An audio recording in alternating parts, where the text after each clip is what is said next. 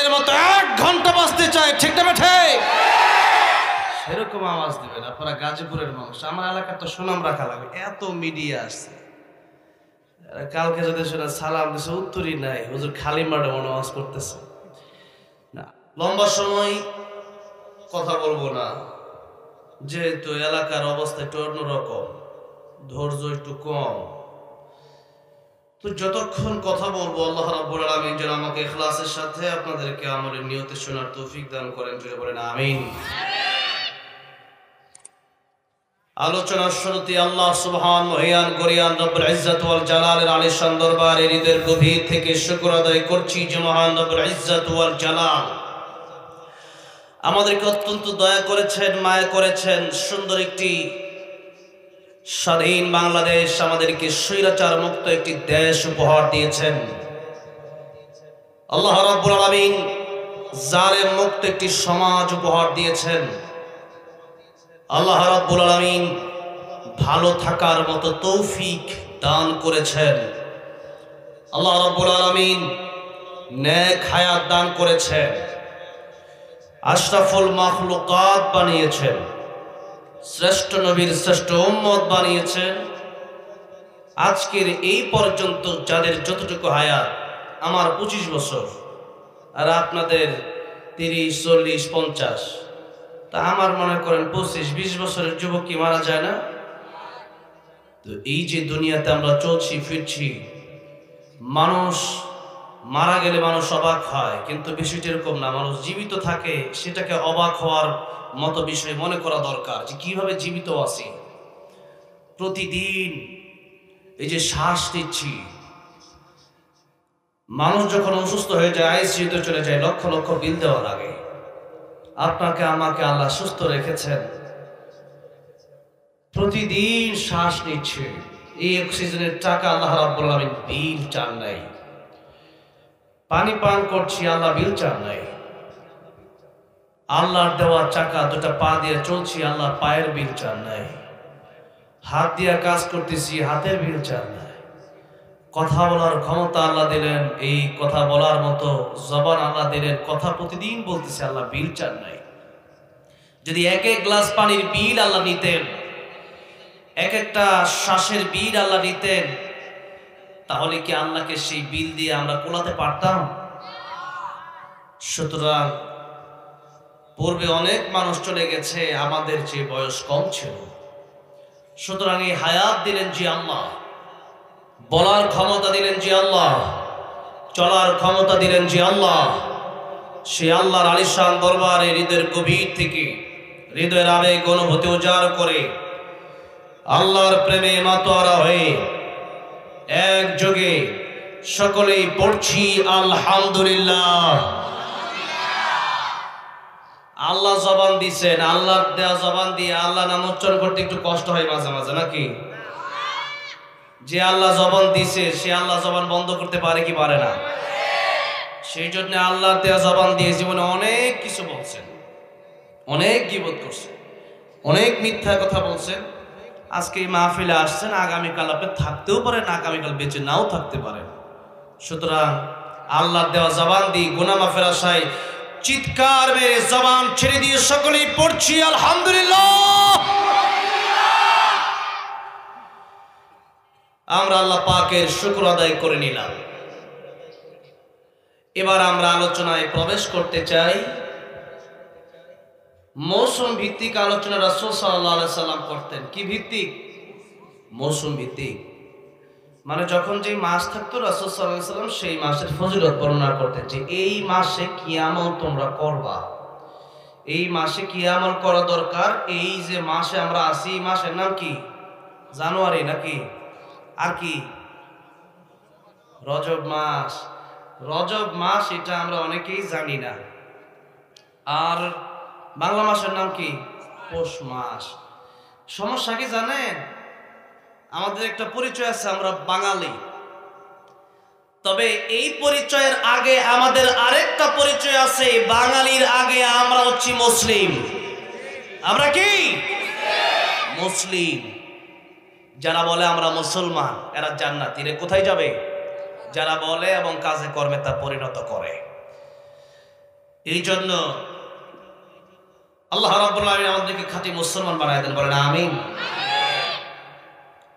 বাঙালি যেহেতু আমরা, সেই হিসাবে আমাদের বাংলা জানা দরকার ছিল কি ছিল না?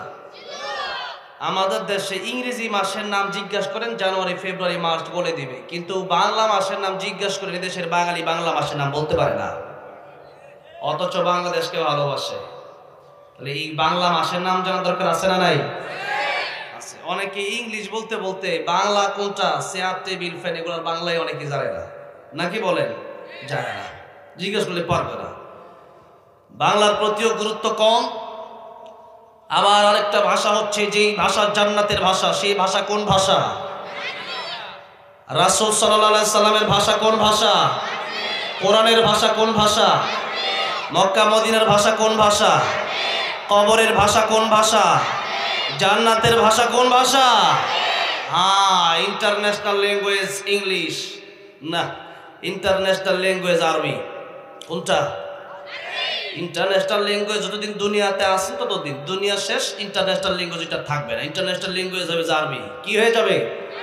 আরবি হয়ে যাবে। এই জন্য কবরে যাওয়ার জন্য আমাদের প্রস্তুতি নিতে হবে, আরবি আমাদের শিখতে হবে। আরবি শিক্ষার প্রথম শিক্ষাই হচ্ছে আমাদের কোরআন শিখতে হবে। এই মাস নিয়ে আর আরবি নিয়ে আজকের আলোচনা। কি নিয়ে? মাস নিয়ে আর কি নিয়ে? আরবি নিয়ে। আপনাদের কষ্ট হলে আমারে বলবেন, আমিও আস্তে করে গ্যারেতে একটু ঘুমাই পড়বো আর কি। অনেকদিন ধরে এই এলাকাত মাহফিল করি না, আজকে একটু ঘুমাইতে পারবো। সাধারণত মাহফিল থেকে জয়পুরহাট, খাগড়াছড়ি, নীলফামারী, লালমনিরহাট, কথাটা বলছে চট্টগ্রাম। তো এখন আজকে যেহেতু অনেকদিন পরে গাজীপুর মাহফিল, আজকে আগে ভাগে যদি আপনাদের ঘুমে ধরে তাহলে আমার সুবিধা আর কি, আমি তাড়াতাড়ি গিয়ে ঘুমাই পড়তে পারবো। তো যাই হোক, ঘুমে টুমে ধরলে একটু আমারে বলবেন, ঠিক আছে তো? আচ্ছা, তো যাই হোক, আমাদের আরবিটাকে প্রচন্ড গুরুত্ব দিতে হবে। কবরে যাওয়ার সাথে সাথে প্রশ্ন করা হবে। রাসূল সাল্লাল্লাহু আলাইহি সাল্লাম বলেছেন, মানুষ 40 কদম যেতে যতক্ষণ সময়, এর মধ্যেই দুইজন ফেরেশতা চলে আসবে, এসে জিজ্ঞাসা করবে, মান রাব্বুকা ওয়া মা দীনুকা ওয়া মান হাদার রাজুল আল্লাযী বুইসা ফীকুম। রবের পরিচয় দাও, ধর্মের পরিচয় দাও। আর রাসূল সাল্লাল্লাহু আলাইহি সাল্লামকে দেখায় জিজ্ঞাসা করা হবে, চিনো কিনা দেখো। তখন এই প্রশ্নের উত্তর যদি আপনি দিতে পারেন, ওই প্রশ্নের উত্তর তো আপনাকে আরবি দিয়েই দেওয়া লাগবে। তবে আরবি শিখলেই যে এখানে আপনাকে আরবি তাফসির শেখার কথা আমি বলছি না। আরবি তাফসির তো উলামায়ে কেরামরা শিখবে, তবে মিনিমাম কোরআন শরীফ সহি শুদ্ধ করে প্রথমত আপনার শেখার দরকার আছে না নাই? এটাই হচ্ছে আজকের প্রথম মেসেজ। আমরা কোরআন শিখবো। কি শিখবো? কোরআন শিখবো। আমাদের দেশের মানুষ কোরআন শরীফ পারে না। কোরআন শরীফ আপনি পারেন না, নামাজ হয়? বা নামাজ হয়?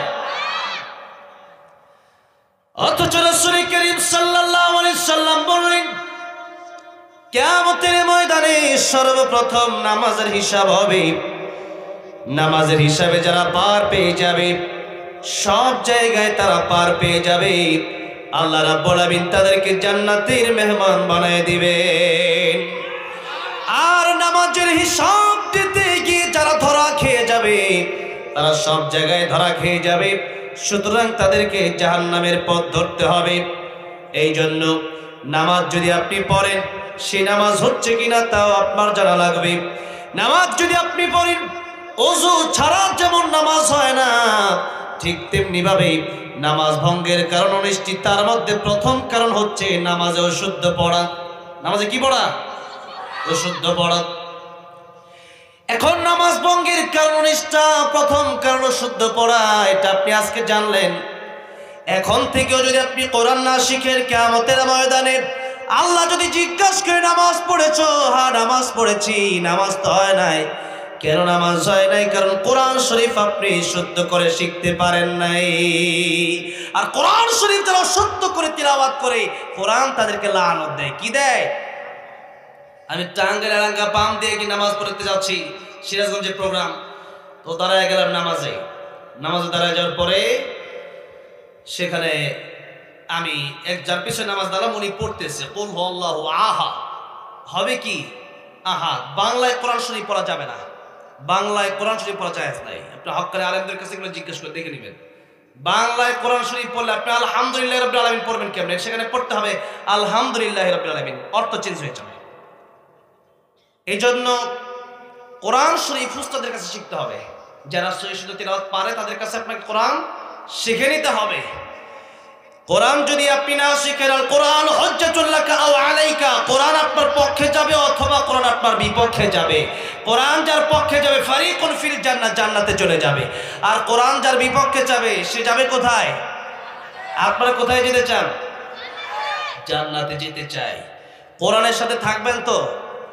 কোরআনের সাথে থাকতে হবে। কোরআন শুধু মসজিদ মাদ্রাসায়, হ্যাঁ, সব জায়গায় কোরআনের এই রাজ কায়েম করতে হবে। কোরআনের আইন বাস্তবায়ন করার দরকার আছে না নাই? আছে। গত 16 বছর কি কোরআনের আইন দিয়ে দেশ চলছে? হ্যাঁ, চলে নাই। আলহামদুলিল্লাহ। এখন এখানে বিএনপির নেতা কর্মীরা যারা আছেন, আমরা এক হয়ে ওয়াতাসিমু বিহাবলিল্লাহি জামিআ ওয়া লা তাফাররাকু, আমরা এক এবং এক হয়ে আল্লাহর কোরআন কি দেশে প্রতিষ্ঠা করতে চাই। রাজি আছেন না নাই? কারা কারা রাজি আছেন? তো হাত দেখতে চাই। লিল্লাহি তাকবীর, লিল্লাহি তাকবীর। হাত নামান, আল্লাহ কবুল করেন। জোরে বলেন আমিন। কোরআনের পক্ষে থাকবেন তো? কোরআনের পক্ষে থাকতে হবে। কোরআনের পক্ষে যদি থাকেন তাহলে কিয়ামতের ময়দানে কোরআন চলে আসবে আপনার পক্ষে। নবী বলেছেন, আল কোরআন হুজ্জাতুল লাকা ওয়া আলাইকা, কোরআন তোমার পক্ষে থাকবে অথবা তোমার বিপক্ষে থাকবে। কোরআন যদি পক্ষে থাকে, আল্লাহ বলেন আমি জান্নাত দিয়ে দেব। সুবহানাল্লাহ বলেন। কোরআন শরীফ এসেছে এই পৃথিবীর মানুষকে জাহান্নাম থেকে জান্নাতে নিয়ে যাওয়ার জন্য। আর কোরআন শরীফ যারা শিখবে এরাই প্রকৃত মানুষ। এরা কি? প্রকৃত মানুষ। আল্লাহ বলছেন, আর রহমানু আল্লামাল কুরআন খালাকাল ইনসান। আর রহমান দয়াময় আল্লাহ। আর রহমান মানে কি? দয়াময় আল্লাহ। আল্লামাল কোরআন, যিনি কোরআন শিখালেন, খালাকাল ইনসান, যিনি মানুষ বানালেন। আচ্ছা, আল্লাহ যে বললেন আগে কোরআন শিক্ষার কথা আগে বললেন, তারপরে বলেন আমি আল্লাহ মানুষ বানালাম, তার মানে এখান থেকে স্পষ্ট আপনাকে বুঝে নিতে হবে আল্লাহ প্রথমেই বলছেন আর রহমান মানে আমি আল্লাহ তোমাদের উপর দয়া করেছি, আমি দয়াময় আল্লাহ, আমি করুণার আধার। আল্লাহ দয়া মায়া ছাড়া 1 মিনিট আমরা চলতে পারবো? আল্লাহ এত দয়া করেছেন বিদায় কোরআন শরীফের এই সূরা রহমানে আল্লাহ রাব্বুল আলামিন বেশি বেশি কোন আয়াতটা বর্ণনা করেছেন? বলেছেন কোন আয়াত? হ্যাঁ, ফাবিআই আলাই রাব্বিকুমা তুকাযযিবান। আল্লাহ বলছেন আমার কোন কোন নিয়ামতকে তোমরা অস্বীকার করবা? আছে অস্বীকার করার কোন নিয়ামত আছে? ওয়া ইন তাউদ্দু নি'মাতাল্লাহি লা তুহসুহা। তোমরা আমার নিয়ামত গণনা করতে করতে করতে করতে জীবন পার হয়ে যাবে, আমার নিয়ামত তোমরা গণনা করতে শেষ করতে পারবে না। আল্লাহু আকবার। তাই আল্লাহ বলছেন লা ইন শাকারতুম লা আযীদান্নাকুম ওয়া লা ইন কাফারতুম ইন্না আযাবী লাশাদীদ। আমার নিয়ামতের শুকর আদায় করো, আমি আল্লাহ তোমাদের নিয়ামত আরো বাড়িয়ে দেব। আর আমার নিয়ামতের শুকর যদি তোমরা আদায় না করো, আমার আযাব বড় কঠিন। আল্লাহ অন্য আয়াতের ভিতরে বললেন লাহুম কুলুবুল লা ইয়াফকাহুনা বিহা ওয়া লাহুম আ'য়ুনুল লা ইউবসিরুনা বিহা ওয়া লাহুম আযানুল লা ইয়াসমাউনা বিহা উলাইকা কাল আন'আমি বাল হুম আদাল উলাইকা হুমুল গাফিলুন। আল্লাহ বলছেন কলব দিলাম, এই কলব দিলাম বোঝার জন্য। আমি আল্লাহর কোরআন বুঝলাম না, দুনিয়ার সব বুঝলাম। কিভাবে ব্যবসা করতে হয়, বাণিজ্য করতে হয়, কিভাবে চাকরি করতে হয়, কিভাবে ক্ষেত খামার করতে হয়, কিভাবে চাকরি করতে হয়, কিভাবে ডক্টর, ইঞ্জিনিয়ার, ব্যারিস্টার, উকিল হতে হয়, সব শিখলা, কিন্তু কোরআন শিখলা না। আমি আল্লাহ রাব্বুল আলামিন বলে দিলাম কোরআন যদি না শিখো, কোরআন যদি না শোনো, কোরআন যদি না পড়ো, কোরআন যদি না বুঝো, তাহলে আল্লাহ বলেন কাল আন'আমি বাল হুম আদাল। শুধু কুকুর শুকরের মতো নয়, আল্লাহ রাব্বুল আলামিন বললেন কুকুর শুকরের চাইতে আরো নিকৃষ্ট হয়ে যায় সেই মানুষ যারা কোরআনের পক্ষে থাকে না। এজন্য কোরআনের পক্ষে থাকবেন না বিপক্ষে থাকবেন? যারা এই কোরআনের বিপক্ষে গত 16 বছর ছিল, এই দেশের বাংলার জমিনে তাদের জায়গা হয় না, ঠিক না ঠিক? আগামীতেও কোরআনের বিপক্ষে যারা স্থান নেবে, বাংলার জমিনে জায়গা তাদের হবে না। এই জন্য যেখানেই থাকেন কোরআনকে সাথে রাখবেন। রাজি আছেন না নাই? কোরআনকে সাথে রাখবেন। কোরআনকে সাথে রেখে যদি আপনি পথ চলতে পারেন, আপনার পথ সুন্দর হয়ে যাবে। আলেমদের সাথে সম্পর্ক রাখবেন। কোন আলিমান আও মুতাআল্লিমান আও মুস্তামিআন আও মুহিব্বান, নবী বলেন 4টা পথ খোলা জান্নাতে যাওয়ার জন্য। আলেম হও, আলেমের ছাত্র হও, আলেমের কথা শোনো। তাও যদি না পড়ো, আলেমকে মুহাব্বত করো। লা তাকুনু খামিসুল ফাতহালিক, আলেমকে ঘৃণা করবা, খাসিরাত দুনিয়া ওয়াল আখিরা, দুনিয়াও ধ্বংস হবে, আখিরাতও ধ্বংস হবে, ঠিক না ঠিক? এই জন্য দেশের মাঝে কিছু উই পোকা আছে। কি পোকা? সম্পর্ক নষ্ট করতে চায়। সম্পর্ক নষ্ট করবেন না, সম্পর্ক নষ্টের দিকে যাবেন না। আমরা ঐক্য চাই। আমরা ঐক্য নষ্ট করতে চাই না। আমরা কি চাই? ঐক্য চাই। এই দেশের ভিতরে যদি আমরা ঐক্যবদ্ধ হয়ে থাকতে পারি, কারো বাবার ক্ষমতা আছে দেশ থেকে 1 ইঞ্চি মাটি নেওয়া? ইন্ডিয়ার ক্ষমতা আছে? ইন্ডিয়া তো এত বড় দেশ, কিন্তু এরা গোবর মুদ খায় বড় হয়। এরা আবার কি বলবে, বুঝেন নাই? আমাদের দেশে আমরা শাক সবজি গরুর দুধ খেয়ে বড় হয়েছি, আরো তো গরুর পেশাবি খাওয়ায় জন্মের পরে, আর গরুর গোবর খাওয়ায় কেক হিসাবে। এদের আবার শক্তি আছে নাকি গায়ে? এদের এই শক্তি থাকলেও এই কামান বুলেট আর রকেটের শক্তি যেমন আছে, আমাদের আছে ইমানের শক্তি, আমাদের আছে আল্লাহু আকবারের শক্তি। সুতরাং আল্লাহু আকবারের সামনে পৃথিবীর কোনো বুলেট, কামান, রকেট স্থান পাবে না। আরে ইন্ডিয়া অনেক বড় বড় কথা বলতে, সাংবাদিক একটা বেরোইছে কয়েকদিন পরে পরে মিন মিন মিন মিন, সাংবাদিক ওইটা অনেক কথাই বলে। হ্যাঁ, পায়ের তলে এখন পেঁয়াজ পোস্ট আছে, আলু পোস্ট আছে, আমরা খাবো না, তোরা পেঁয়াজ এবার কার কাছে বেশি না খায় মরতেছে। দেখো যত দেশ আছে, নেপালে গেছিলাম, যাওয়ার পরে শুনলাম এদের শত্রু নেপাল, পাকিস্তান তাদের শত্রু, বাংলাদেশ তাদের শত্রু, চীন তাদের শত্রু, তাদের আশেপাশে শ্রীলঙ্কা, ভুটান সব শত্রু বানায় রাখছে, শত্রু ঘিরা রাখছে। আবার বড় বড় কথা বলে। সবাই মিলে শুধু ওই বোমার, রকেট আর কামান লাগবে না, শুধু লাঠি নিয়ে বের হলে তারা বঙ্গোপসাগরের মতো তাদের ইন্ডিয়ার যে সাগর আছে সেই সাগরে পালাতে বাধ্য হবে। থাকার জায়গা হবে না, দিল্লিতেও জায়গা হবে না। এজন্য কথা যারা বলে এই সমস্ত দেশ আমাদের বন্ধু, তো দেশের বিরুদ্ধেও বলি না। এই দেশে যে সমস্ত লম্পটগুলো আছে, ওই লম্পটগুলো আমাদের শত্রু। ওই যে জায়গা দিয়ে দিছে, বাংলাদেশের মানুষ তো চাচ্ছে, সে হাসিনাকে চাচ্ছে না, এদেরকে পাঠায় দেন, এদের তো বিচারের বাকি আছে, এদেরকে জায়গা দিছে। যত জালেম, খুনি, স্বৈরাচারকে যারা জায়গা দেয়, এরাও জালেম। এদের সাথে আমাদের কোনো সম্পর্ক নাই। ইন্ডিয়ার মাটির সাথে আমাদের কোনো দুশ্মনী নাই। ইন্ডিয়াতে তো আমি 8 বার গেলাম হজ করার জন্য। কয়বার? গতবার আমাকে গ্রেফতার করেছে, পুলিশ গ্রেফতার করেছে। কেন? ওয়াজের জন্য গেলাম। আমার পাসপোর্ট ভিসা সবই ঠিক আছে, এরপরে ধরছে, আনতেছি। তো এই যে ধরছে, এরপর থেকে এবার তো আর যেতেই পারি নাই। তো সেখানেও অনেক মুসলিমরা আমাদেরকে ভালোবাসে, বাসে কি বাসে না? বলে সেখানে এই যে শুধু তোমাদের লোক আছে, বিষয়টা এরকম না। আমরা যদি যুদ্ধের ডাক দিই, তোমাদের ইন্ডিয়াতে আমাদের যেই কোটি কোটি মুসলমানরা আছে, তারাই যথেষ্ট হয়ে যাবে, ঠিক না ঠিক? আল্লাহ বলেছেন, যদি তোমরা ইমানদারের মতো ইমানদার হয়ে যাও, তোমাদের কোনো ভয় নাই, চিন্তা নাই। বদরের 313 জন যদি হয়ে যাও তোমরা, 1000 কোটি বেঈমান কাফের আসলেও আমি আল্লাহ রাব্বুল আলামিন ফেরেশতা পাঠায় তোমাদেরকে সাহায্য করব। আল্লাহু আকবার। এই জন্য তাদের থাকতে পারে রকেট, বিমান, কামান, গুলি, বোম, আর আমাদের আছে ইমানি শক্তি। আমাদের কি শক্তি আছে? ইমানি শক্তির সামনে পৃথিবীর কোনো শক্তির পাওয়ার নাই। এই জন্য আল্লাহ রাব্বুল আলামিন আমাদেরকে কোরআনের পক্ষে, দেশের পক্ষে থাকার তৌফিক দান করেন, বলেন আমিন। আল্লাহ রাব্বুল আলামিন বললেন, কোন কোন নিয়ামত তোমরা অস্বীকার করবা? যা নিয়ামত সবই আমি আল্লাহ রাব্বুল আলামিন দিলাম, তবে সর্বপ্রথম নিয়ামতের নাম কোরআন শরীফ। কি? জোরে বলেন কি? তাই আল্লাহ বলছেন, আল্লামাল কুরআন খালাকাল ইনসান। সুতরাং আমার সমস্ত নিয়ামতের ভিতরে আল্লাহ এই সূরা রহমানের ভিতরে শুধু নিয়ামত আর নিয়ামত, নিয়ামত আর নিয়ামত বর্ণনা করেছেন। তার ভিতরে প্রথমেই বললেন আল্লামাল কোরআন, যত নিয়ামত তোমাদেরকে দিলাম সবচেয়ে বড় নিয়ামতের নাম কোরআন শরীফ। জুড়ে বলেন সবচেয়ে বড় নিয়ামতের নাম কি? এলো কোরআন শরীফ শিখবেন তো। কোরআন শরীফ নবীজি বলেছেন আলিফ লাম মিম, আলিফুন হারফুন, লামুন হারফুন, মিমুন হারফুন। আলিফ পড়লে কমপক্ষে 10টা নেকি, সুবহানাল্লাহ। অনেকেই কথা বলে যে না বুঝে পড়লে কোরআন শরীফ সব হবে না।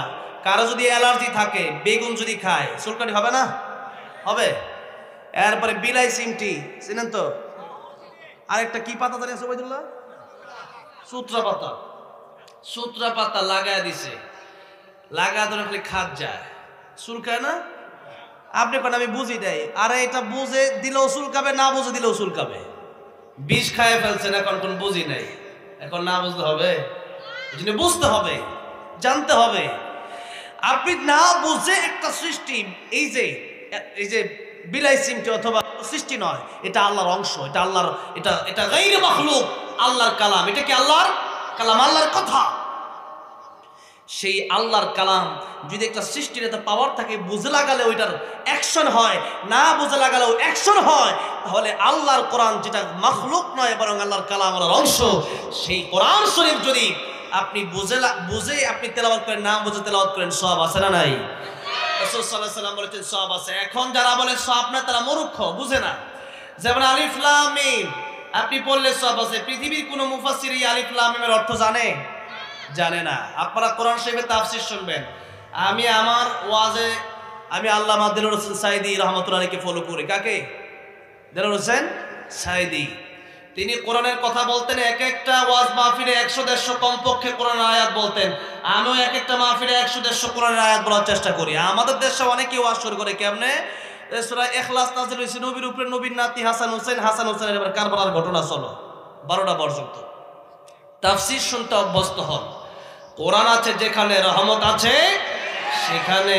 এই জন্য আমি আমার আলোচনা আপনারা শুনবেন, দেখবেন কত শত কোরআন আয়াত আমি বলি। কোরআন আয়াতের বাইরে যেন কোনো আলোচনা না হয়। এমন এমন বাজে কিচ্ছা বলে যেগুলা কিচ্ছা দুনিয়াতে কোনো ভিত্তি নাই। এই সমস্ত ওয়াজ থেকে আল্লাহ হেফাজত করবেন, আমিন। কথা বলতে হবে, কোরআনের সাথে যে সম্পৃক্ততা আছে যেই কথার, সেই কথা আমাদেরকে বলতে হবে। আল্লাহ সবাইকে কোরআনের পক্ষে, কোরআন থেকেই কথা বলার তৌফিক দান করবেন, আমিন। ভাইরা বলছিলাম, কোরআন শরীফ আমাদের শিখতে হবে, কোরআন শরীফ আমাদের জানতে হবে। এই কোরআন শরীফ এটা হচ্ছে আল্লাহ রাব্বুল আমিন প্রথম জিকির দিয়েছেন কোরআন শরীফ। এই দেশে আমরা অনেক জিকির করি, তবে প্রথমেই আল্লাহ বললেন যে তোমরা কোরআন পড়বা। কি পড়বেন? কোরআন। আল্লাহ রাব্বুল আমিন বলছেন ইন্না নাহনু নাযালনা যিকরা ওয়া ইন্না লাহু লাহাফিযুন। আমি আল্লাহ কোরআন শরীফ নাজিল করেছি, আর আমি আল্লাহ রাব্বুল আমিন কোরআন শরীফের হেফাজত করব। এখানে আমি এই জিকির শব্দ কেন বললাম? কারণ আল্লাহ কিন্তু এই আয়াতের ভিতরে ডাইরেক্ট কোরআন শব্দ বলেন নাই, বলেছেন ইন্না নাহনু নাযালনা যিকরা।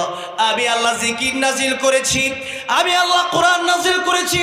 এখানে জিকির শব্দের অর্থ তাফসিরে কাবির করবেন, তাফসিরে ইবনে কাসির করবেন, তাফসিরে মাজারি করবেন, তাফসিরে কুরতুবী করবেন, তাফসিরে মাআরিফুল কোরআন করবেন। যত তাফসিরের কিতাব আপনি করেন না কেন, সমস্ত তাফসিরের কিতাবে আপনি দেখবেন এই কথাই লেখা আছে ইন্না নাহনু নাযালনা যিকরা। আমি আল্লাহ জিকির নাজিল করেছি, তার মানে আমি আল্লাহ কোরআন নাজিল করেছি। আল্লাহ বললেন কোরআন আমি আল্লাহ নাজিল করেছি, এটাই হচ্ছে তোমাদের জিকির। এই জন্য কোরআন শরীফ পড়লে সওয়াব আছে না নাই? প্রত্যেকটা হরফ পড়বেন কমপক্ষে কয়টা করে নাকি? 10টা করে নাকি? আর যদি সূরা ইখলাস পড়েন 3 বার পড়লেই এক খতম কোরআন শরীফের সওয়াব, সুবহানাল্লাহ। নবী বলেছেন সূরা তাকাসুর পড়ে তোমরা ঘুমাও, 1000 আয়াত তেলাওয়াত করলে যে সওয়াব হয় আল্লাহ রাব্বুল আমিন সেই সওয়াব তোমাদের আমলনামায় দিয়ে দিবেন। এরপরে রাসূল সাল্লাল্লাহু আলাইহি ওয়াসাল্লাম দৈনিক তেলাওয়াত করতেন সূরাতুল মুলুক। কোন সূরা? আপনারা সবাই পড়েন?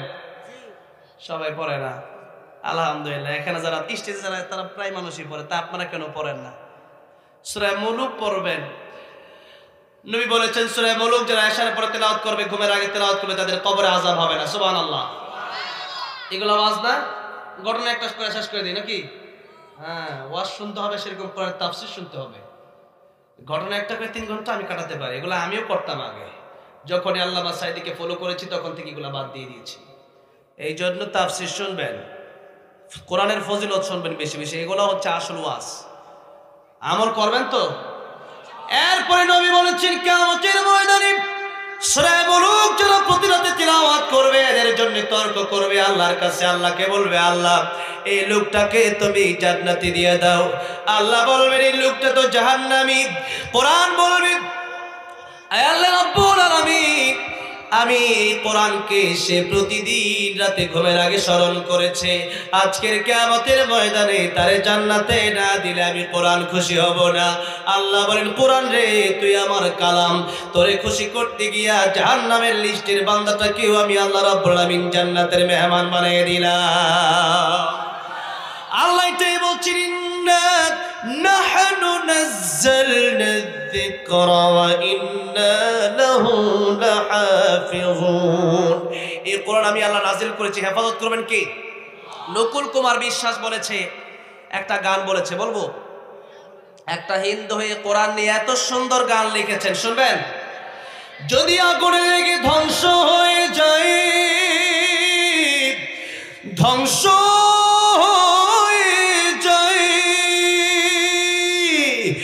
যদি আগুনে লেগে ধ্বংস হয় পৃথিবীর সব বইয়ের দোকান, বিশ্ব থেকে হারাবে না পবিত্র কোরআন। বলেন বিশ্ব থেকে হারাবে না। মাশাআল্লাহ।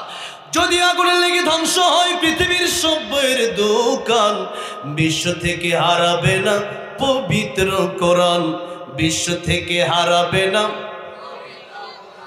করবে কেমন করে কোরআন ধ্বংস আগুনের তেজ, করবে কেমন করে কোরআন ধ্বংস আগুনের তেজ। আছে বিশ্বভর গণিত কোরআনে হাফেজ, ঠিক না ঠিক? তারা আমার ছাপি আসমানি গ্রন্থ, তারা আমার ছাপি আসমানি গ্রন্থ, বাঁচাবে কোরআনের সম্মান, বিশ্ব থেকে হারাবে না পবিত্র কোরআন, বিশ্ব থেকে হারাবে না। সমাধান চাও যদি জীবনে মরণে, ফিরে যাও খোঁজে নাও, চোখ রাখো কোরআনে, ফিরে যাও খোঁজে নাও। আজকে এটা ভালো লাগতেছে যে মানুষ কম, তারপরে আলহামদুলিল্লাহ এখন সবাই জবান খুলে আওয়াজ দিচ্ছেন, তার মানে বোঝা যাচ্ছে আলহামদুলিল্লাহ সলিড মানুষ পাইছি, সলিড ইমানদার পাইছি, আলহামদুলিল্লাহ বলে। তাহলে মাঝে মধ্যে একটু কোরআনের প্রেমে আল্লাহর প্রেমে একটু গাওয়া যাবে না? যাবে তো। তাহলে আমি একটু লম্বা সময় চালাতে পারবো যদি একটু হেল্প করে, একটু সহযোগিতা করেন। সমাধান চাও যদি জীবনে মরণে, ফিরে যাও খোঁজে নাও, চোখ রাখো কোরআনে, ফিরে যাও খোঁজে নাও। তবেই পাবে সুখ শান্তির ঠিকানা, তবেই পাবে সুখ শান্তির ঠিকানা, যদি মেনে নাও তুমি মনে প্রাণে। সমাধান সমাধান চাও যদি জীবনে মরণে, ফিরে যাও খোঁজে নাও, চোখ রাখো কোরআনে, ফিরে যাও খোঁজে নাও। এ বাণী সকলের নয় শুধু মুমিনের, যারাই চলবে মেনে ফল পাবে কোরআনের। এ বাণী সকলের নয় শুধু মুমিনের, যারাই চলবে মেনে ফল পাবে কোরআনের। ঘরে বলো কি বা রাষ্ট্রে বলো, ঘরে বলো কি বা রাষ্ট্রে বলো, অশান্তি দূর করে শান্তি আনে। সমাধান সমাধান চাও যদি জীবনে মরণে, ফিরে যাও খোঁজে নাও, চোখ রাখো কোরআনে, ফিরে যাও খোঁজে নাও। আমার ভাইরা, আমার মুরব্বী, দুনিয়া যত শিক্ষা আছে সব শিক্ষার একদিন প্রাপ্তি ঘটে যাবে, সমাপ্তি ঘটে যাবে, কিন্তু একটা মাত্র শিক্ষা, যে শিক্ষা আপনি যদি শিখতে পারেন দুনিয়াতেও লাভ, পরের সময়ও লাভ, কবরেও লাভ, হাসরেও লাভ। কয় জায়গায় লাভ বললাম? জীবন কয় জায়গায়? 4 জায়গায়। আপনাদের কষ্ট তো হচ্ছে না?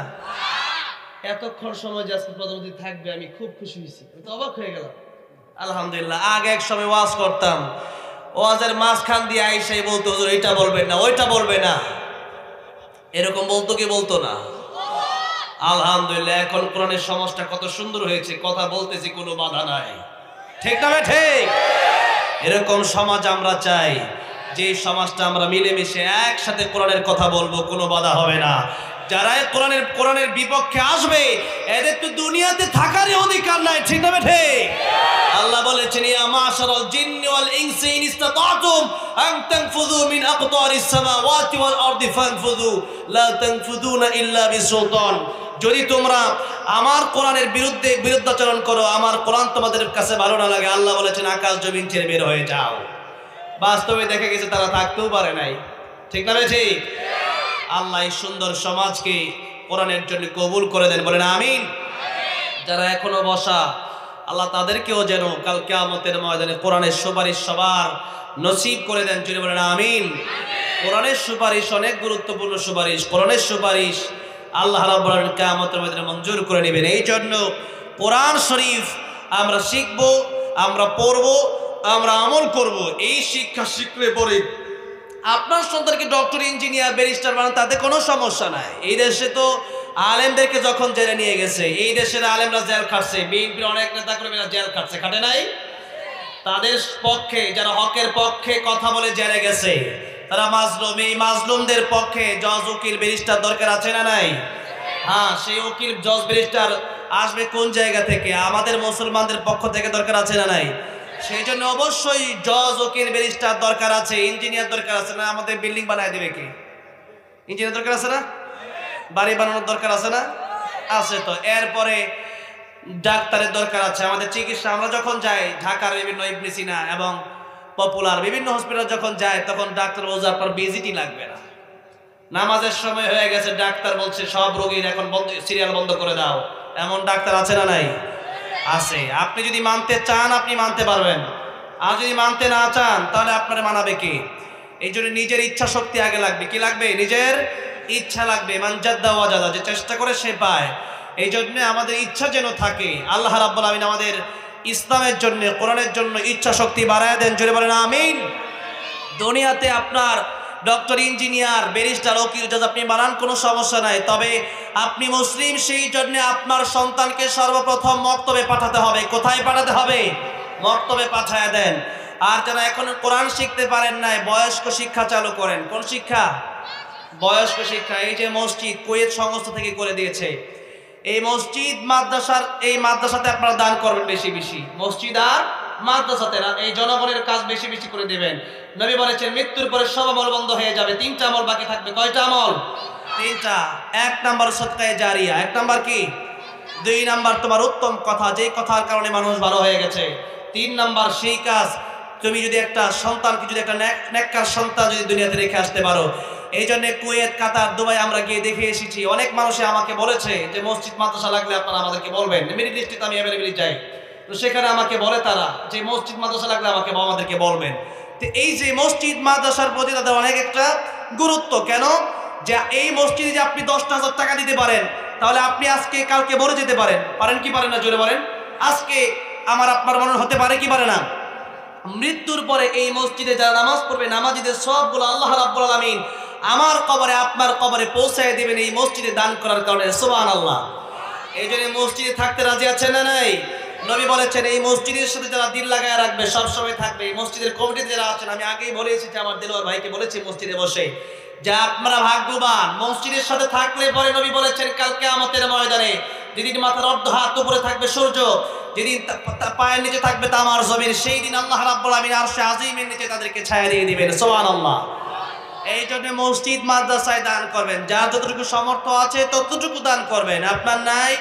নবী বেলাল রাদিয়াল্লাহু আনহুকে বলছেন, বেলাল আনফিক ইয়া বেলাল, বেলাল তুমি আল্লাহর রাস্তায় খরচ করো, কারণ আল্লাহর ভান্ডারে কোনো কম নাই। तमाम পৃথিবীর মানুষকে যদি আল্লাহ রাব্বুল আলামিন এক একটা দুনিয়া দেয়, আল্লাহর কি শেষ হয়ে যাবে? যে বলেন শেষ হবে? এই জন্য এই মসজিদ মাদ্রাসার পক্ষে আপনারা থাকবেন, সদকায়ে জারিয়া আপনারা করবেন। ভাইরা বাবাজিরা, বলেছিলাম কোরআন যদি আপনি শিখতে পারেন, এই মসজিদগুলোতে আপনারা একটা বয়স্ক শিক্ষা চালু করবেন। কি শিক্ষা? বয়স্ক শিক্ষা। যারা কোরআন এখনো শিখতে পারে নাই, আমি প্রথমেই বলেছিলাম যে আজকে আমার ওয়াজের সাবজেক্ট হচ্ছে, প্রথম সব সাবজেক্ট হচ্ছে আরবি কোরআন শরীফ, এরপরে সাবজেক্ট হচ্ছে আমাদের 12 মাসের সাবজেক্ট। তো দেখি কতটুকু যাওয়া যায়। আমি আর 15-20 মিনিট কথা বলবো, লম্বা সময় করব না। ভাইরা বাবাজিরা, তাহলে এই মসজিদে বয়স্ক শিক্ষা যদি আপনি চালু করেন, হয়তো পরকালে আপনি বেঁচে যাবেন। আর যদি আপনি বয়স্ক শিক্ষা না চালু করেন, এখনো যদি কোরআন আজকের পর থেকে আপনি না শিখেন, আমি আপনার বিরুদ্ধে মামলা দেব। আমি বলি নাই আপনাদেরকে? বলেছি। এরপর আপনি মানলেন না কেন? আপনি দোষী। আল্লাহ বলছেন সূরা মুলুক, সাআলাহুম খাযানাতুহা আলাম ইয়াতিকুম নাযীর ক্বালু বালা ক্বাদ জাআনা নাযীর ফাকাযযাবনা ওয়া কুলনা মা নাযালাল্লাহু মিন শাইء ইন আনতুম ইল্লা ফি ضلالin كبير وقالوا لو كنا نسمع أو نعقل ما كنا في أصحاب السعير। কিয়ামতের ময়দানে এই পৃথিবীর মানুষকে যখন জাহান্নামে দেওয়া হবে, তখন তাদেরকে জিজ্ঞাসা করা হবে, তোমাদেরকে কি কোরআন শেখার কথা বলা হয় নাই? আলাম ইয়াতিকুম নাযীর, তোমাদের কাছে কি ভীতি প্রদর্শনকারী যায় নাই? তাফসীর মাহফিল হয় নাই, ওয়াজ মাহফিল হয় নাই, নবীরা যায় নাই, নবীর ওয়ারিস উলামায়ে কেরাম যায় নাই, কথা বলে নাই। তখন তারা বলবে ক্বালু বালা ক্বাদ জাআনা নাযীর। তারা বলবে হ্যাঁ, অবশ্যই ওয়াজ মাহফিল হয়েছিল, তাফসীর মাহফিল হয়েছিল, ঠিক, কিন্তু আমরা সেদিন ডান কানে এই কথাগুলো শুনেছিলাম, বাম কান দিয়ে কথাগুলো উড়াই দিয়েছিলাম। সেদিন ভেবেছিলাম যে হুজুর আর কি বলে, এই কথা কি কোনো গোনার টাইম আছে নাকি? এই যে গোনেন নাই, এই না গোনার কারণেই আপনাকে জিজ্ঞাসা করা হবে সেদিন কেন শোনো নাই। আপনি বলবেন অবশ্যই শুনেছি, কিন্তু ফাকাযযাবনা। আল্লাহ তখন আল্লাহ বলছেন, তখন এই মানুষগুলো বলবে আল্লাহ সেদিন অস্বীকার করেছিলাম। এ হুজুর কি বলবে, আর মোল্লা কি বলবে, এইরকম চিৎকারি করে কথাটাকে উড়িয়ে দিয়েছিলাম। তখন তারা বলবে ওয়াকালু লাউ কুন্না নাসমাউ আও নাআকিলু মা কুন্না ফি আসহাবিস সাঈর। আরে ওই দিন যদি সেই কোরআনের কথাগুলো মেনে নিতাম, শুনতাম, কোরআন যদি শিখতাম, তাহলে আজকে জাহান্নামের এই আগুনে আমাদের জ্বলতে হতো না, এই কষ্টের ভোগান্তি আমাদের পোহাতে হতো না।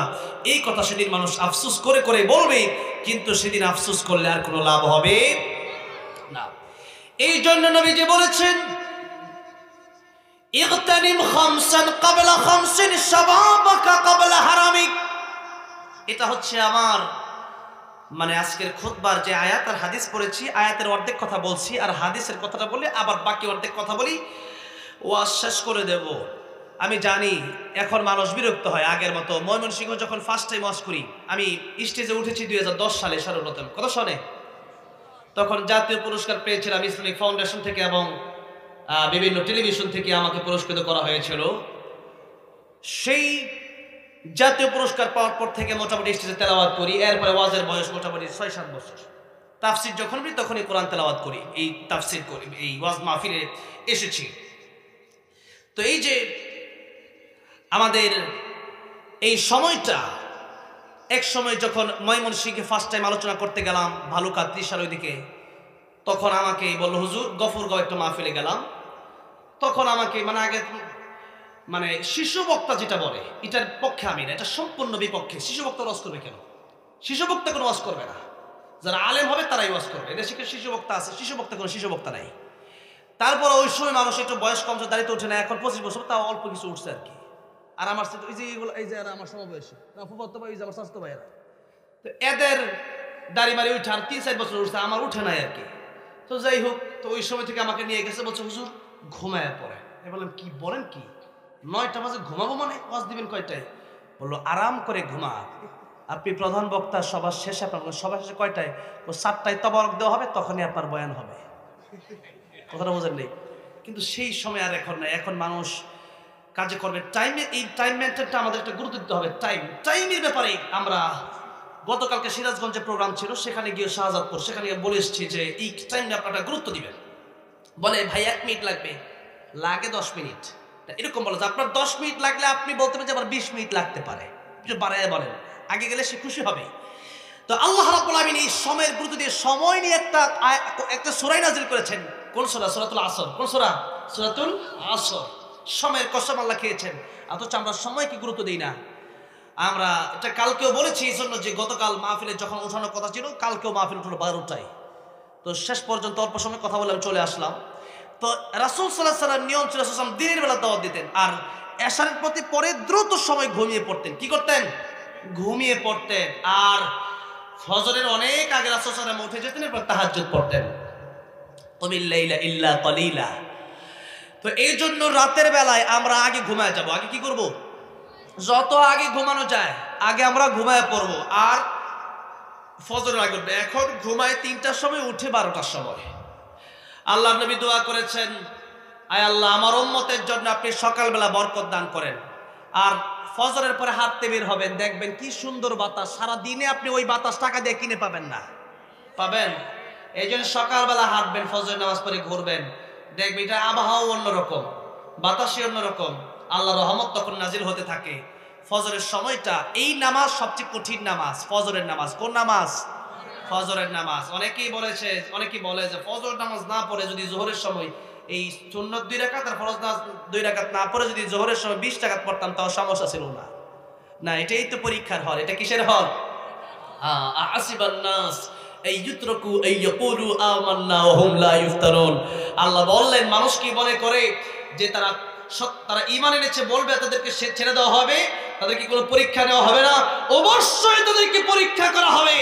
এই পরীক্ষা যখন আসবে, জেল হতে পারে, জুলুম হতে পারে, হামলা আসতে পারে, মামলা হতে পারে, এরপরেও মানুষ যারা ঈমানের পরীক্ষা দিতে চায় এরা পিছপা হবে না। আর যারা মনে করে না মসজিদে বসে শুধু ইলালা জিকির করব আর চলে যাবো, এত সহজ না। যুদ্ধ করা লাগবে। ইসলামের বিপক্ষে যদি কেউ কথা বলে সেখানে যুদ্ধ করা লাগবে। আমার নবীর হাতে তরবারি ছিল। রাসূল সাল্লাল্লাহু আলাইহি ওয়াসাল্লাম 27টা যুদ্ধে অংশগ্রহণ করেছেন কি করেন নাই? করেছেন। এই জন্য আমরা ইসলাম যদি মানি আমরা পরিপূর্ণ মানবো, অর্ধেক না পরিপূর্ণ। ইয়া আইয়ুহাল্লাযীনা আমানু উদখুলু ফিস সিলমি কাফা ওয়া লা তাত্তাবিউ খুতুওয়াতিশ শাইতান ইন্নাহু লাকুম আদুউম মুবিন। এই জন্য যখন যে পরীক্ষা আসে সেই পরীক্ষায় আমাদের পাস করার জন্য প্রস্তুতি নেওয়া লাগবে। আপনি যদি মনে করেন শুধু জিকির করে জান্নাতে চলে যাবে, এত সহজ নয়। আইনুদ্দিন আল আজাদ রহমতুল্লাহ আলাইহি চিনেন? হ্যাঁ, এদেশের বিপ্লবী একজন ইসলামী সঙ্গীত শিল্পী ছিলেন। ওনার মতো ইসলামী সঙ্গীত শিল্পী আর আসবে না। উনি একটি সঙ্গীতে বলেছিলেন, বলবো? তিনি বলেছিলেন, মসজিদের কোণে বসে জিকির যত করই কষে, মসজিদের কোণে বসে জিকির যত করই কষে, এভাবে যায় না পাওয়া আল্লাহকে, এভাবে যায় না পাওয়া আল্লাহকে। কি হবে বেঁচে থেকে, কি হবে বেঁচে থেকে, অযথা বিদ্যা শিখে যদি না গড়তে পারি শোষণবিহীন সমাজটাকে। কি হবে বেঁচে থেকে, কি হবে ছাত্র সেজে চুমু খেয়ে সনদ খানো, যদি হয় বিদ্যালয়টা পতিতদের আড্ডাখানা। এর চেয়ে মরাই ভালো, দেশ ছেড়ে যাওয়াই ভালো, এর চেয়ে মরাই ভালো, দেশ ছেড়ে যাওয়াই ভালো। কি হবে ধোঁকা দিয়ে বিবেকটাকে, কি হবে বেঁচে থেকে, কি হবে বেঁচে থেকে। কি হবে আলেম হয়ে ইমাম সেজে সমাজেতে, পারো যদি সত্য কথা উচ্চ স্বরে না বলিতে। চাকরির ভয় করো যদি ছেড়ে দাও ওই না গদি, চাকরির ভয় করো যদি ছেড়ে দাও ওই না গদি। কি হবে ধোঁকা দিয়ে আল্লাহকে, কি হবে বেঁচে থেকে, অযথা বিদ্যা শিখে যদি না গড়তে পারি শোষণবিহীন সমাজটাকে, কি হবে বেঁচে থেকে, কি হবে বেঁচে থেকে? ঠিক না ভাই ঠিক? এই জন্য নবীজি যেহেতু 27টা যুদ্ধে অংশগ্রহণ করেছেন, উনি কেউ বলবে তখন তাদের বিরুদ্ধে আমাদের কলম ধরার দরকার আছে না নাই? এখন শুধু আপনি সুবহানাল্লাহ বলেন, আলহামদুলিল্লাহ বলেন, তার নাম শুধু জিকির না। আল্লাহ বলছেন ওয়ামান আ'রাদা আন যিকরি ফাইন্না লাহু মাঈশাতান দানকা ونحشره يوم القيامة أعمى। এই যে তোমরা ইসলাম মানো, ইসলাম যদি মানতে হয়, আল্লাহ বলেন আমার জিকির মেনে নাও, আমার আইন মেনে নাও, আর এই কোরআন শরীফ যদি মানতে হয়, এই কোরআন শরীফ যদি মানতে হয়, শুধু ঘরের ভিতরে, শুধু মসজিদের ভিতরে কোরআন শরীফ রাখলে হবে না, বরং গোটা দেশের ভিতরে এই কোরআনের পক্ষে তোমাদের অবস্থান নিতে হবে। কিসের পক্ষে? কোরআনের পক্ষে। আর যারা কোরআনের বিরোধিতা করবে, কোরআনের পক্ষে যারা থাকবে না, আল্লাহ রাব্বুল আলামিন বললেন কিয়ামতের ময়দানে তারা অন্ধ হয়ে উঠবে, আমা, অন্ধ হয়ে উঠবে। জিজ্ঞাসা করা হবে কেন অন্ধ হয়ে উঠলাম? কারণ দুনিয়াতে চক্ষু দেওয়া হয়েছিল, সেই চক্ষুকে তারা ঠিকভাবে কাজে লাগায় নাই, যার কারণে কিয়ামতের ময়দানে তাদেরকে অন্ধ বানায় ওঠানো হবে। আর দুনিয়ার মানুষের কারো এমন কোনো শক্তি নাই যে একটা চক্ষু সে ব্যক্তি বানাতে পারবে। এরকম শক্তি কারো আছে? এরকম শক্তি কারো নাই। ভাইরা বাবাজিরা, বলছিলাম এই সময়ের প্রতি গুরুত্ব দিতে গিয়ে রাসূল সাল্লাল্লাহু আলাইহি সাল্লাম বলেছেন 5টি কথা। এই 5টি কথা শেষ করি, আলোচনার শেষ মুহূর্তে শেষ দিকে আমি ইতি টানবো। নবীজি বললেন ইগতানিম খামসান ক্বাবলা খামসিন শাবাবাকা ক্বাবলা হারামিক। নবী বললেন তোমরা 5টা সময় আসার আগে 5টা সময়কে তোমরা গনিমত মনে করো, মূল্য দাও। 1 নম্বর নবী বললেন যৌবনকাল থাকা অবস্থায় তোমরা মূল্য দাও বৃদ্ধ হওয়ার আগে। কোন সময়কে? যৌবনকালকে। কারণ এই যৌবনকাল চিরদিন থাকবে না। থাকবে? এই যৌবনকাল চিরদিন থাকবে না। এক সময় দেহে শক্তি থাকবে না, এক সময় বৃদ্ধ হয়ে যাওয়া লাগবে। তা তো পরের কথা। যৌবনকাল থাকা অবস্থায় মরণ আসতে পারে কি পারে না? পারে কি পারে না? আমার মরণ আসিবে কখন কেউ তো জানে না, আমি চলে গেলে আমায় তোমরা ভুইলা যাইও না, আমি মরে গেলে আমায় তোমরা ভুইলা যাইও না, আমার মরণ আসিবে কখন কেউ তো জানে না, আমার মরণ আসিবে কখন।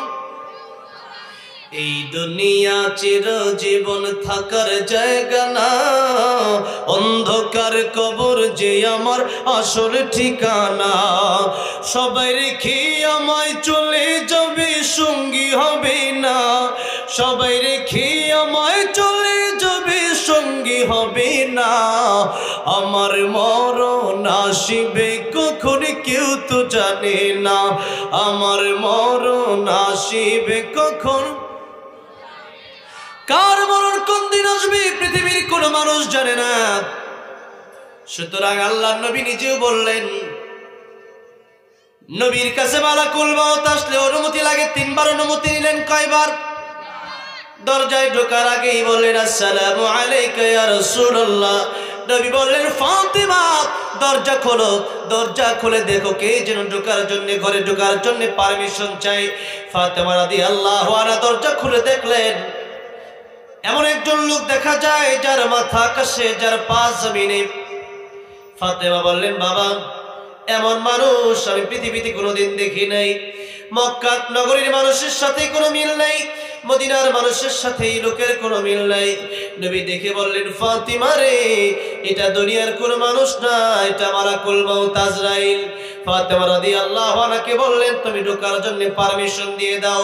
অনেক লম্বা ঘটনা, এত বড় করা আমার উদ্দেশ্য নয়, শুধু সংক্ষিপ্ত ভাবে বলছি। এরপরে ঘরে ঢুকলেন, ঢুকে বলেন ইয়া রাসূলুল্লাহ, আল্লাহ আমাকে বলেছেন আপনার জান কবজ করার জন্য, তবে আল্লাহ বলেছেন আপনি যদি থাকতে চান আল্লাহ আপনার হায়াত বাড়ায় দিবেন। সুবহানাল্লাহ। নবীজি বললেন ও মালাকুল মউত, হাত্তা ইয়াতিনি জিবরাইল, জিবরাইল আসার পর্যন্ত তুমি অপেক্ষা করো। ও মালাকুল মউত, জিবরাইলের সাথে আমি একটু পরামর্শ করব। এখন কি আমি চলে যাব না থাকব? জিবরাইল আমিন চলে আসলেন, অনেক কথা হলো। এবার নবীজি সাল্লাল্লাহু আলাইহি সাল্লামের কাছে আবার অনুমতি নিলেন। এই হলো 3 বার। নবীকে বললেন, ইয়া রাসূলুল্লাহ, ইয়া হাবিবাল্লাহ, এখন কি জান কবজ করতে পারি? নবী বললেন, এখন তুমি জান আমার কবজ শুরু করে দাও। এই 3 বার অনুমতি নিলেন মালাকুল মাউত। নবী বললেন, এরপরও নামাজের পরে নবীর কাছে মালাকুল মাউত আসলো, অনুমতি লাগলো। আর নবী বলছেন যে আমি নবী, আল্লাহর পরে যার সম্মান, আল্লাহর পরে কার সম্মান সবচেয়ে বেশি পৃথিবীতে? কার? আল্লাহ আল্লাহর ব্যাপারে বলেছেন আলহামদুলিল্লাহি রাব্বিল আলামিন। আর আমার নবীর ব্যাপারে আল্লাহ রাব্বুল আলামিন বলেছেন ওয়া মা আরসালনাকা ইল্লা রাহমাতাল লিল আলামিন। সবাই পড়েন ওয়া মা আরসালনাকা ইল্লা রাহমাতাল লিল আলামিন। রাহমাতুল লিল আলামিন নবী কোরআনে প্রমাণ। আশিক বিনে কে বুঝিবে আমার দয়ার নবীর শান। খারাপ লাগতেছে? আর 10 মিনিট, তাহলে একটু মাঝে মধ্যে নবীর প্রেমে গাওয়া যাবে না ইনশাআল্লাহ? মাঝে মাঝে গান না গায়ে একটু মাঝে মধ্যে নবীর প্রেমে মাঝে মধ্যে একটু গজল গায়েন, একটু আল্লাহ রাব্বুল আলামিন মেধা বিকশিত করে দিবেন, গলার কণ্ঠ ভালো রাখবেন। এই জন্য বলেন না রাহমাতুল লিল আলামিন নবী রাহমাতুল লিল কোরআনে প্রমাণ। আশিক বিনে কে বুঝিবে আমার দয়ার নবীর শান। বলেন না আশিক বিনে কে বুঝিবে আমার দয়ার নবীর। নবী আমার মদিনারি বুলবুল, আমার আল্লাহ ভালোবেসে নামটি দিলেন হাবিবে রাসূল। আল্লাহু আকবার বলেন। ওই নবীকে ভুল বুঝিলে থাকবে না ঈমান। আশিক বিনে কে বুঝিবে আমার দয়ার নবীর শান। উম্মত বিনে কে বুঝিবে রাহমাতুল লিল আলামিন নবী রাহমাতুল লিল কোরআনে প্রমাণ। আশিক বিনে কে বুঝিবে আমার দয়ার নবীর শান। উম্মত বিনে কে বুঝিবে। আমার ভাইরা, আমার মুরব্বি বাবাজির, কোরআন শরীফে আল্লাহ বলেন আমার যত সৃষ্টি আছে সব সৃষ্টির মাঝে, সব সৃষ্টির জন্য আমি আল্লাহর রব। আর যত জায়গার জন্য আমি আল্লাহ রব, তত জায়গার জন্য আমার নবীকে আমি আল্লাহ বানালাম রহমত। সুবহানাল্লাহ বলেন। আমার নবীর উসিলায় ও পৃথিবীর মানুষেরা তোমরা অনেক কিছু পেয়ে গেলাম। এত গুনাহ করি নবীজি দোয়া করেছিলেন, আল্লাহ আমার উম্মত গুনাহ করতে পারে, আর নবীর উম্মতের মতো একেবারে ধ্বংস করে দিলে আমার উম্মত বেশি উম্মত নিয়ে আমি জান্নাতে যাব কিভাবে? আল্লাহ বললেন, ও আমার বন্ধু, আমার হাবিব, আপনার উম্মত গুনাহ করলে আমি আল্লাহ রব্বুল আমিন তওবার সুযোগ দিয়ে দেব। সুবহানাল্লাহ বলেন। আর না হলে আমরা দৈনিক যে গুনাহ করি ইতিপূর্বেই গজব চলে আসার কথা ছিল, ঠিক না বেঠি? এত গুনাহ করি এরপরেও রহমত আছে না নাই? নবীর দুয়ার বরকতে। কার বরকতে? রাহমাতুল লিল আলামিন নবীর দুয়ার বরকতে। ভাইরা বাবাজিরা, সেই নবী বলছেন আমার সম্মান আল্লাহর পরে এই পৃথিবীর সকল সৃষ্টির ঊর্ধ্বে আমি নবীর সম্মান। ও দুনিয়ার মানুষেরা, ও আমার সাহাবীরা, জীবনের গ্যারান্টি আমি নবীও দিতে পারবো না। নামাজ পড়ে ডান দিকে সালাম ফিরায়া বাম দিকে সালাম ফিরানোর গ্যারান্টি আমি রাহমাতুল লিল আলামিন নবীরও নাই। নবী বলতেছেন আমি রাহমাতুল লিল আলামিন, এরপরেও আমি ডান দিকে সালাম ফিরাইয়া বাম দিকে সালাম ফিরানোর মতো গ্যারান্টি আমি নবীর নাই। তাহলে কি আমরা কি জীবনের গ্যারান্টি দিতে পারবো? পারবো? আল্লাহ বলছেন সূরা তাহা, ইন্নাস সাআতা আতিয়াতুন আকাদু উখফিহা লিতুজজা কুল্লু নাফসিন বিমা তাসআ। আল্লাহ বলছেন আমি আল্লাহ রাব্বুল আলামিন কিয়ামত কায়েম করব, আমি আল্লাহ রাব্বুল আলামিন এই পৃথিবী ধ্বংস করে দেব।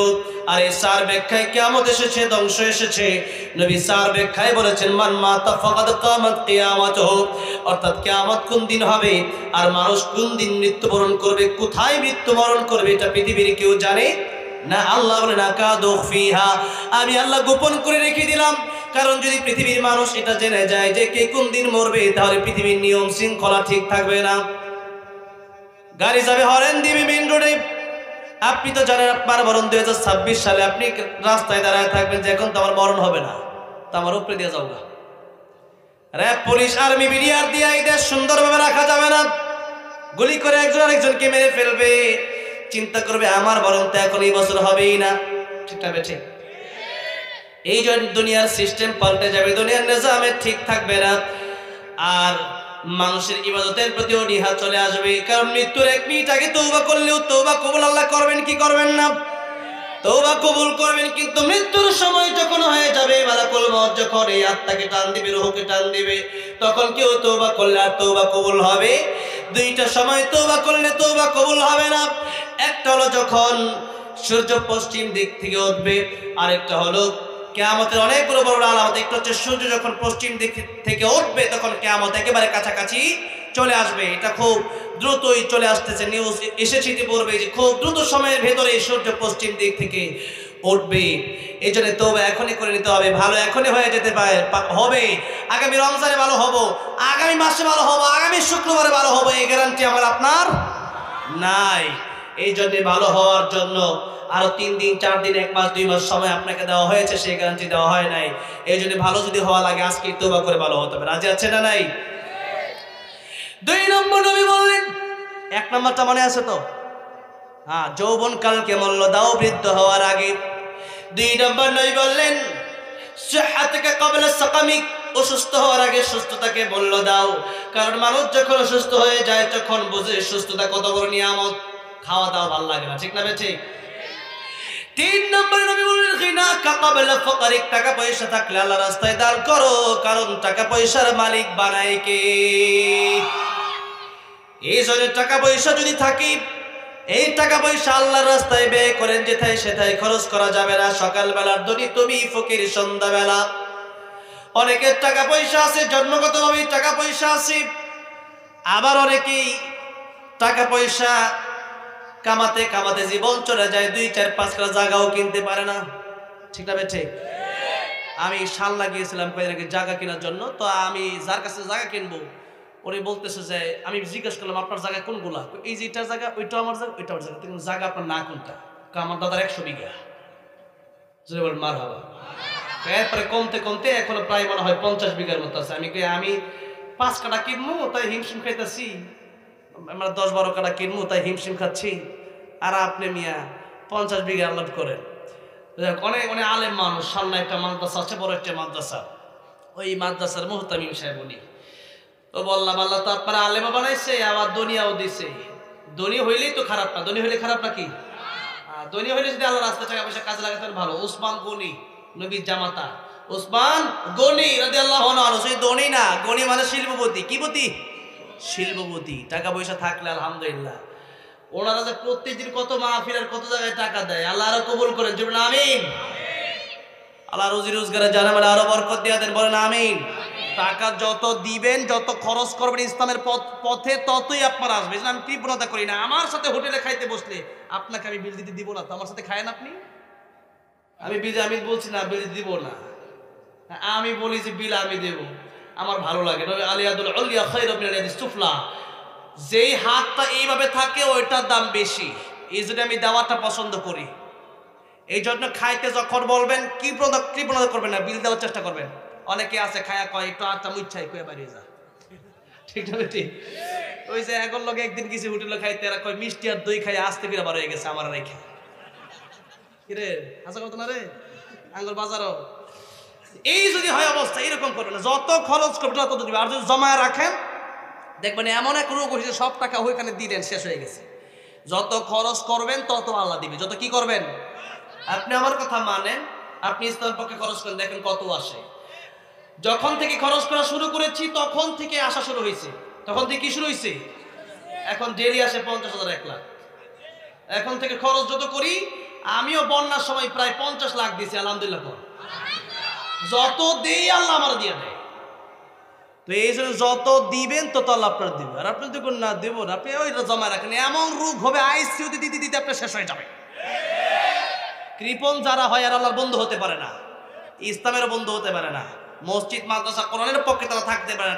টাকা দেওয়ার সময় বাপ মার পক্ষে থাকবেন। বাপ মার যারা মারা গেছে তাদের দান করবেন বেশি বেশি। বাপ মা এত সম্পদ রেখে গেছে, টাকা দিতে বললে 100 টাকা দেয়, 5 টাকা 10 কেন দেন?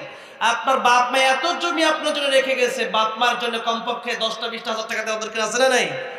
আছে। শুকর আদায় করবেন, বাপ মায়ের জন্য দোয়া করবেন, শুকর আদায় করবেন। বাপ মা হচ্ছে অমূল্য সম্পদ। কি সম্পদ? নবী বলেছেন একবার তাকাবা কবুল হজের সব হবে। সাহাবী বলেন আসলে 100 বার যদি দেখাই। নবী বললেন তুমি তাকাতে অস্থির হতে পারো, আল্লাহ সব দিতে কোনো অস্থির হবেন না। এই জন্য বাপ মার কাছ থেকে আমরা অনেকে সম্পদ পেয়েছি, এটার আপনারা গনিমত মনে করবেন, এটার কদর করবেন। বাপ মা যেহেতু এত সম্পদ আপনাকে দিয়ে গেছেন, অনেকের বাপ মা কত কষ্ট করেছেন, আপনি তো সম্পদ যারা কামান নাই তারা সম্পদের মর্যাদা বুঝবেন না। আপনার বাপ মা যে কষ্ট করে টাকা পয়সা কামাইছে আপনার বাপ মাকে জিজ্ঞেস করবেন। মিষ্টি খাইতে মন চাইছে, খায় নাই, ফালায় দিছে ময়লা, এরকম কৃপণতা করে অনেকে টাকা পয়সা কামাইছে। এরপরে এই টাকা পয়সা আপনার জন্য জমায় গেল। সুতরাং বাপ মার জন্য কিছু দান করার দরকার আছে না নাই? দান করবেন। এই টাকা পয়সা যদি আপনি দান না করেন বাপ মা কবর থেকে কষ্ট পাবে। এই জন্য এই টাকাকে গনিমত মনে করবেন। রাসূল সাল্লাল্লাহু আলাইহি ওয়াসাল্লাম বলেছেন যত টাকা পয়সা তোমাদের আছে তোমরা খরচ করো। তোমরা যত বেশি খরচ করবা আল্লাহ তোমাদেরকে দুনিয়াতেই 10 গুণ বাড়ায় দেবে। আর খরচ করবা, কৃপণতা করবা, এই যেটা ছিল ওইটাও যাবে। কারণ এত সম্পদ তার সবগুলা মাটির নিচে শুধু দেবে গেছে, এগুলা নিয়ে কিচ্ছু করতে পারে নাই। এজন্য যে যত কৃপণ তার শান্তি নাই, জীবনে কোনো শান্তি নাই। একটা ভালো বিছানাতে ঘুমাইতেও পারে না, ঠিক মতো একটা গাড়িতে উঠতে পারে না। টাকা আছে তার জীবনও ধ্বংস, আখিরাতও দানও করে। নবী বললেন তুমি যেটা খাইলা, খাওয়া দাওয়া করার পরে শেষ, হজম হয়ে গেছে, ওইটা তোমার। যেটা তুমি পরলা, কাপড় পরলা, পুরান হয়ে গেছে, এই জন্য আমি ভালো কাপড় পরি। কেন? এটা পুরান হয়ে গেলে এটা আমার। এরপরে ভালো কাপড় পরা হচ্ছে শৌখিন থাকবে। রাসূল সাল্লাল্লাহু আলাইহি ওয়াসাল্লাম যেটা পরতেন শৌখিনতার সাথে পরতেন। এরপর রাসূল বললেন যে টাকা তুমি দান করলা এটা তোমার। এই তিনটা, কয়টা? যেটা তুমি খাইলা, যেটা তুমি পরলা, যেটা তুমি আমল করলা, দান করলা, এই তিনটা তোমার। আর বাকি সব তোমার ওয়ারিশ নিয়ে যাবে। ঠিক কিনা বলেন? যারা আমার সাথে থাকে, আমি মরলে কি করবে? এরা চিন্তা করবে কেমনে 2টা মোবাইল আছে, ঘড়ি আছে, কোট আছে, তার লইয়ে যাওয়ার লাগে চিন্তা করবো। বাগা বেগে শুরু বুঝে আরে এত সুন্দর জিনিসটা আমি লই। আর কি বলছো ভাই আমার লোকের সম্পর্ক বেশি আমি নেই। যেরকম ঠিক না বেঠিক? এই জন্য যা আছে খান, খায়া ইবাদত করেন, যা আছে পড়েন, বেশি বেশি দান করেন, এটাই আপনার। আর যা রেখে যাবেন ওই চিন্তা করে রেখে যায় না যে আমি রেখে যাই, আমার ছেলে সন্তান আছে, নাতিপুতিরা আছে, এরা দান করবে না, ওই চিন্তা আপনি আগে নিজে চিন্তা করেন। আপনার বাপের কবরের পাশে আপনি কয়দিন দাঁড়াইছেন? আপনার বাপের জন্য আপনি কয়দিন দান করছেন? নিজে যদি বেশি বেশি দান করেন তাহলে এতটুকু। এক লোকরে আমরা আমাদের মুরব্বীদের কাছে অনেক গল্প শুনতাম, এখন তো তাও শুনে না, শুরু থেকেই মোবাইল একটা ধরায় দেয়, নাটক সিনেমা দেখে। তাও তো আমরা তো আমাদের দাদা দাদির কাছে গল্প শুনতাম। আগে গল্প করছিল যে একদিন এক সন্তান তার বাপকে দৌড়াইতেছে লাঠি নিয়ে। পরে বাজারের সামনে গিয়ে বলছে তো আর দৌড়াইস না, থেমে গেছে তার বাপ। ছেলে বলছে বাবা এই জায়গায় এসে কেন থামলেন? বাপ বলতেছে তো দাদারে আমি এই পর্যন্তই আনছিলাম। আপনি আপনার বাপ মার জন্য কিছু দান করে যান, তাহলে আশা করা যায় আপনার ছেলেটা ওই রকম হবে। আর আপনি যদি দান না করেন আপনার ছেলে তো আপনার কাছে ওইটাই শিখবে। এই জন্য ছেলেকে পাশে নিয়ে বেশি বেশি দান করবেন, যাতে এটা শিখাবেন। আপনি আপনার মৃত্যুর পরে আপনার সম্পদ থেকে যেন আপনার সন্তান কিছু দান করে। এই জন্য সন্তানকে এই শিক্ষা দেওয়া দরকার আছে না নাই? আপনার সন্তানের হাত দিয়েও বেশি বেশি দান করাবেন। নবী বললেন গিনাকা ক্বাবলা ফাকরিক, টাকা পয়সা থাকলে আল্লাহর রাস্তায় দান করো। টাকা পয়সা চিরকাল থাকে না। কবরে যখন যাবেন কাপড়ের কোনো পকেট আছে? হালাল হারাম না মানিয়া কত টাকা করছো কামাই, এত টাকা রাখবো কোথায়? কাপড়ের তো পকেট নাই। টাকা পয়সা লইয়া কি কেউ কবরে গেছে, কি জবাব দিবি রে তুই আল্লাহর কাছে।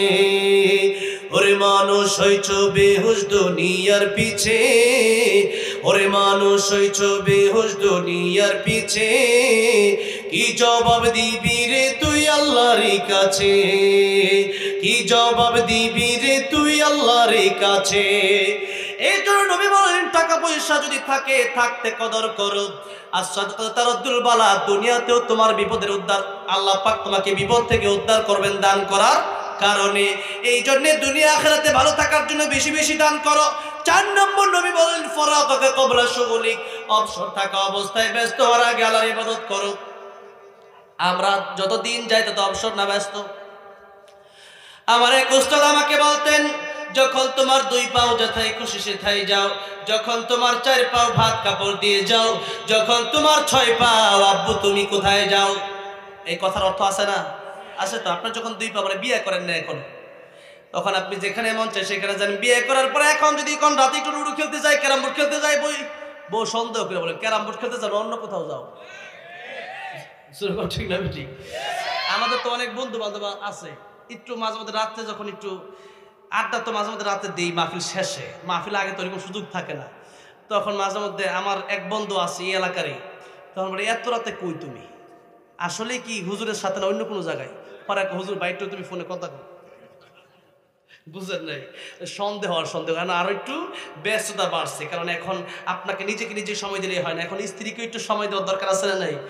দিতে হয়। এরপরে যখন তোমার 6 পাও মানে এখন একটা সন্তান হয়ে গেছে, এখন আব্বু সকালে আপনি যাইবেন, আপনার কাপড় চেনা ধরবে, আব্বু কই যাও, খারো একটু কুলো লো, একটু সময় দাও। এখন সময় আরো, যার জীবনের যত বড় কাজ ততই ব্যস্ততা শুধু বেশি।